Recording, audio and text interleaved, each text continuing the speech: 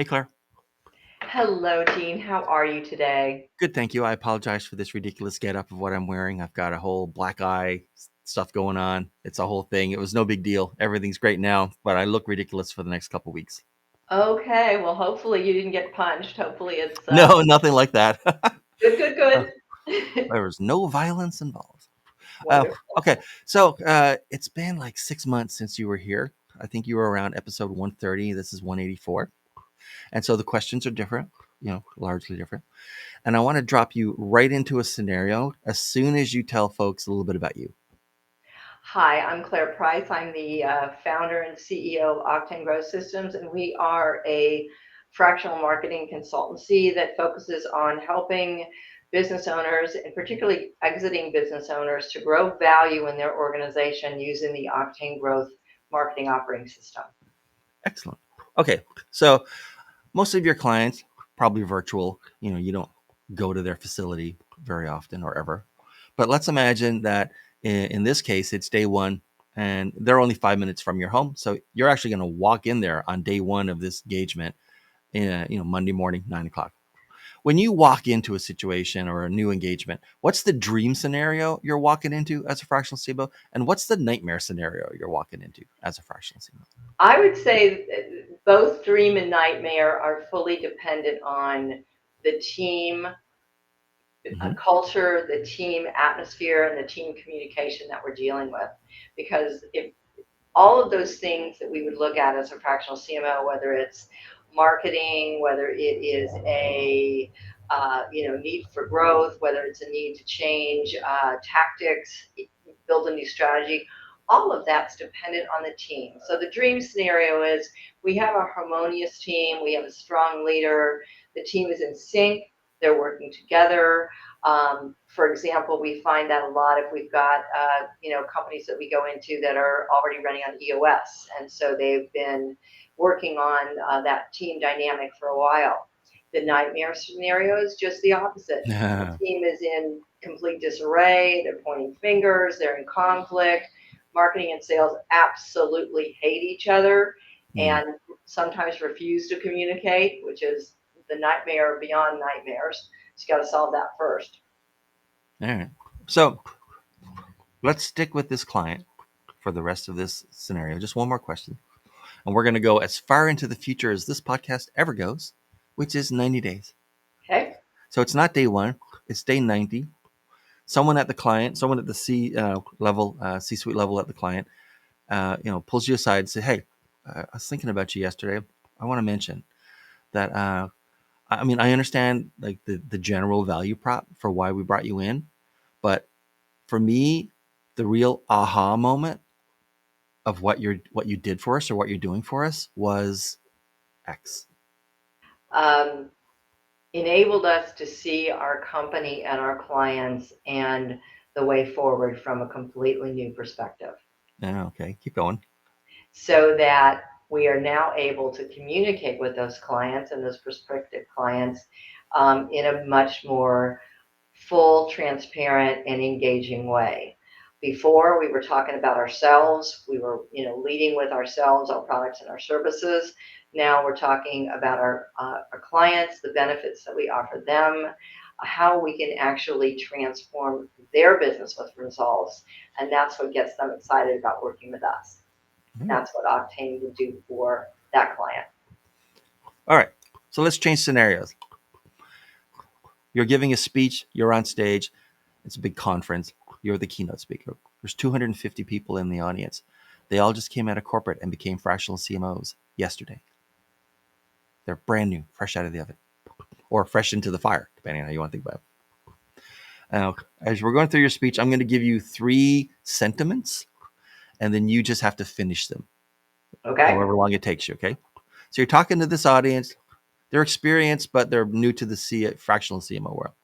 And you say, look, as fractional CMOs starting out, one thing you're going to be shocked by is, How little business owners that you're talking to, particularly if they're in small business or the mid market, the lower mid market, really understand marketing.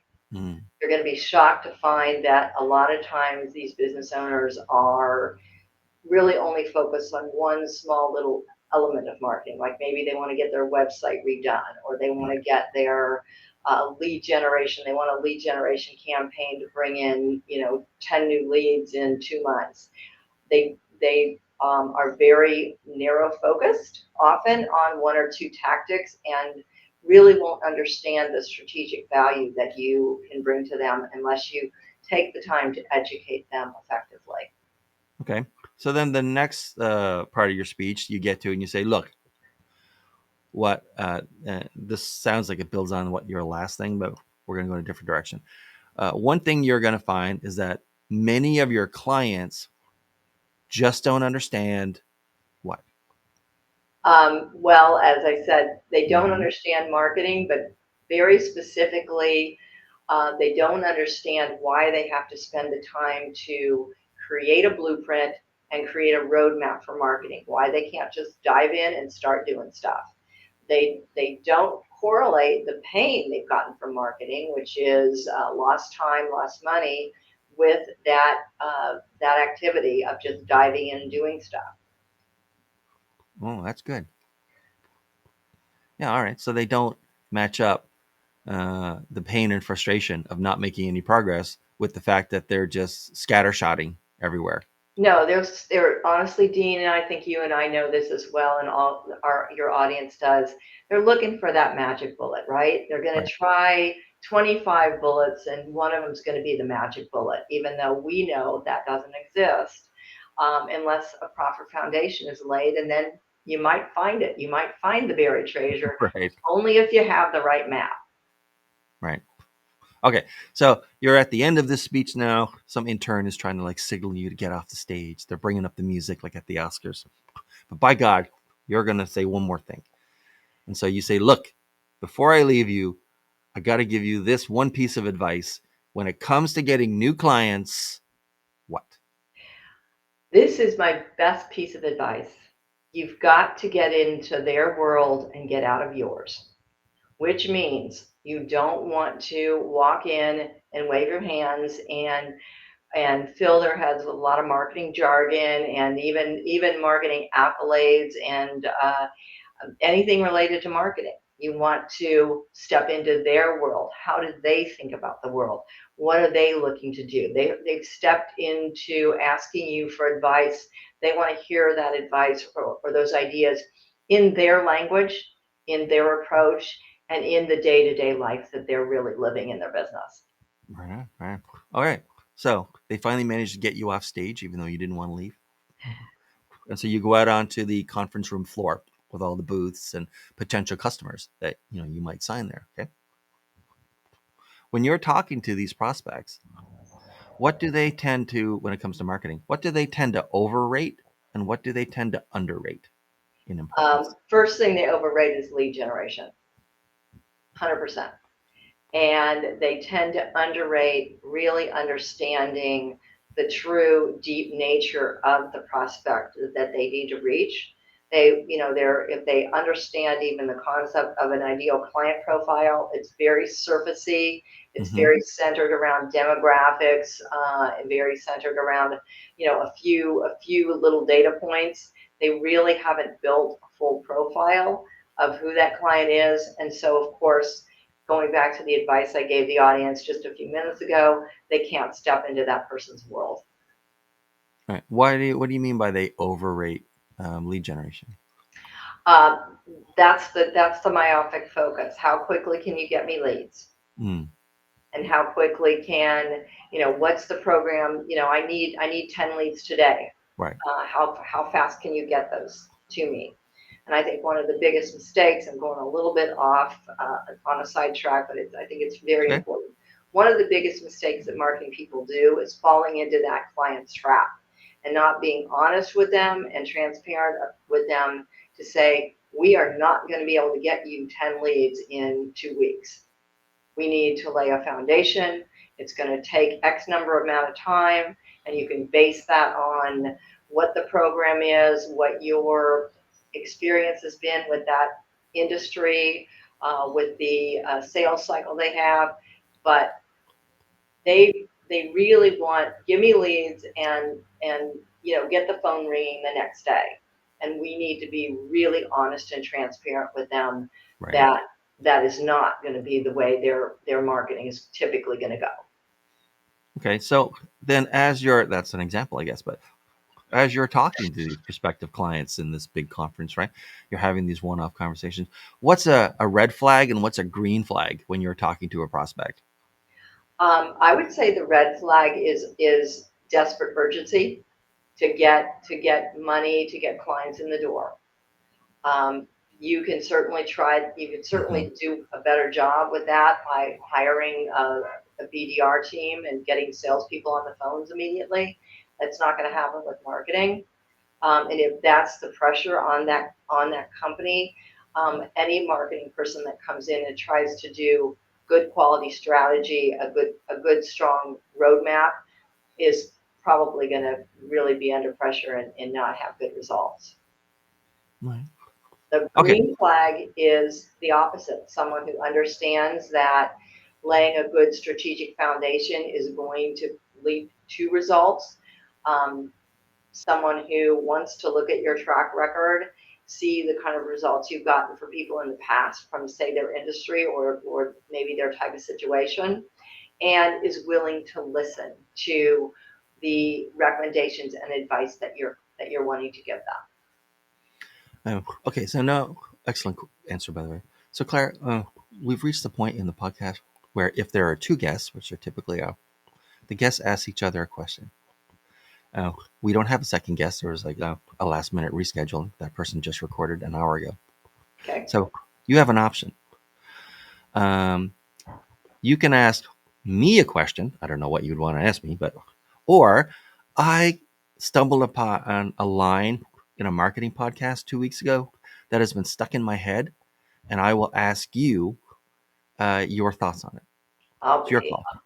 I'll be happy to take that line and see where we go. The line was, and this was a company. It was basically about productizing services. They were a marketing agency. The line was this person's position was, and why they had narrowed down and niched down and narrowed down and niched down their offering is that companies expect insiders to be generalists and outsiders to be specialists. What do you think about that? I think that's an interesting perspective, and I think to a certain extent that's true. Particularly if you're talking again about that mid-market company in maybe the five Mm-hmm. to 50 million range, that they're going to hire someone who can wear a lot of hats because as the business Yeah. owner, as the management team, they're wearing a lot of hats. So that makes total sense to me. I think it's a great opportunity for fractionals to come in at various places in the organization as a CMO, as a CFO, as a COO, because they can provide that level of expertise. And I think the reason that that company should consider a specialist outsider who is truly a fractional executive rather than just a specialist that's maybe in an agency or just a solo consultant is that fractional is going to come in with a higher level of strategic expertise and big Right. picture thinking that is really important to an organization that already has quite a few generalists in it. All right. Yeah, I thought so too. It's been stuck in my head. So like, it's I like lines where, and I mean, I come up with a lot of these, and people will get back Uh-huh. to me on my newsletter and stuff. It's like I always knew exactly what you said, but I never actually like heard it said. And I had the same reaction with that. I said that is exactly true. Why did I Yeah, never like articulate 100%. that before? Okay, so I do have a question then for you, Dean. Oh yeah, sure, I guess. How do you come up with those brilliant opening lines that you have practically in every single newsletter you put out? I mean, you just have to open them. Oh, okay. So I have an entire. I run through it. I've done it for so long and so many times. I run through the entire checklist, like a 360. I run through it mentally in like a couple of seconds. But I've been asked by a few companies, few clients, to break it down how I do that process so that they can start using it themselves. And I've like been dabbling here and dabbling there in sort of building out the process. But it comes down. I think I have something. this is unscripted, I promise.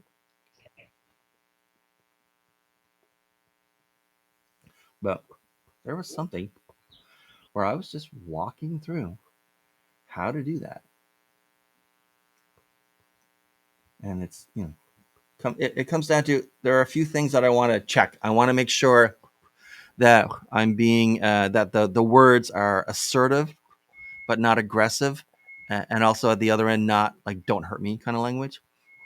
Uh, in any sort, I specialize in writing the first thing that a stranger might ever read from a Hmm. particular company, right? So Yes. I live just in those first few moments of someone's attention. Ideally, they get drawn in and then they read the blog and look at the website and all that stuff. And other people wrote that. God bless them. But somebody needs to hook somebody, and so there's a lot of this is a there's a couple of concepts around it that I've sort of come up with over the years. One is that the confidence, which is to say, in any sort of interaction, especially with a messaging and marketing in a stranger, with uh, there's a certain amount of confidence that has to be established, and you have to provide almost all of it because strangers are not going to like put confidence in you to bring you up to the level it needs to be. Yeah. You have to show up with all of that because Right. they're never going to invest any of their time or attention or make an emotional investment in a company that they don't know or a message that there's also a certain amount of labor. I Uh-huh. think scales, right? And there's a certain amount of labor that has to be put into communicating something. And the more someone is a stranger, more that prospect is a stranger to you, the more of you don't have to do just all of your thinking and feeling for that idea to be communicated. You have to do almost all of their thinking and Hmm. feeling for them. Right. So they only have like a little tiny bit to lean in order to get it.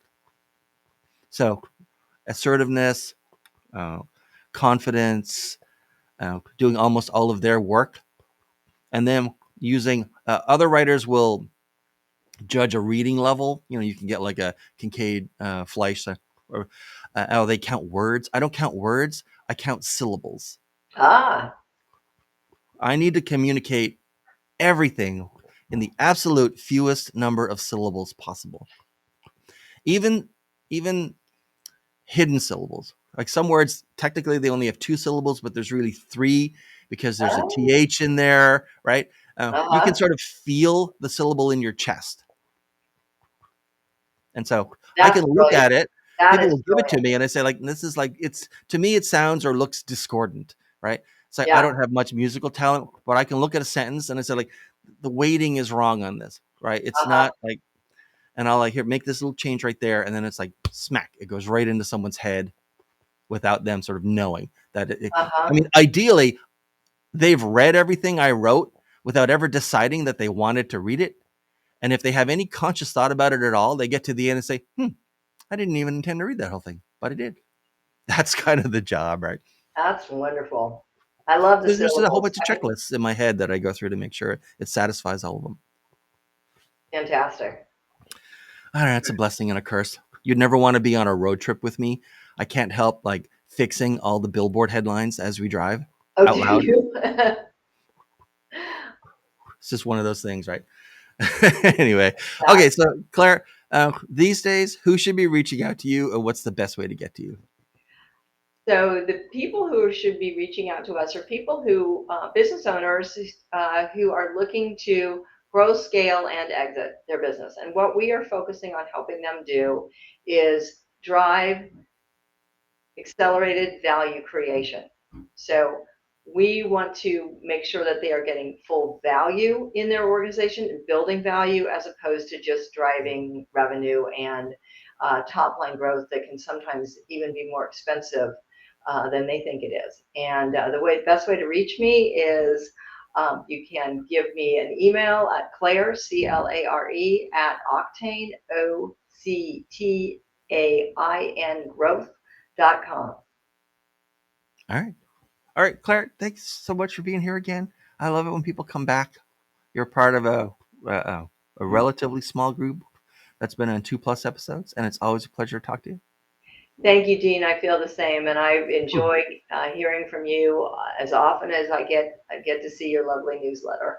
Awesome. Thank you very much, ma'am. And I'll talk to you next time, hopefully. Okay. See ya.